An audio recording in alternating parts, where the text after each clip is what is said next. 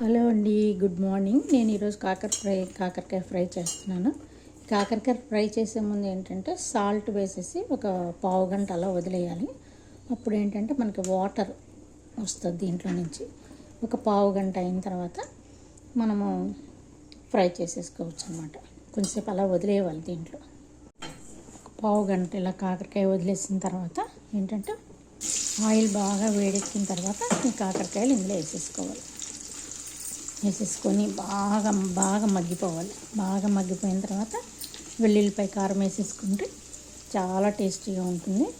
Salt అవన్నీ బాగా వేగిన తర్వాత వేయాలి. అవన్నీ చూడండి, కాకరకాయ బాగా ఫ్రై అయిపోయింది. ఈ ఫ్రై అయిపోయింది ఏంటంటే ఒక స్టీల్ బాక్స్లో తీసుకొని పెట్టుకుంటే మనకి నిల్వ కూడా ఉంటుందన్నమాట. చూసారా, గుమ్మలాడే కాకరకాయ ఫ్రై రెడీ. వేడి వేడి అన్నంలోకి ఈ కాకరకాయ వేసుకొని తిందామా? పప్పుచారు పెట్టుకొని ఇట్లా కాకర ఫ్రై నంచుకుంటే చాలా బాగుంటుంది. రెడీ, రండి తినేద్దాం.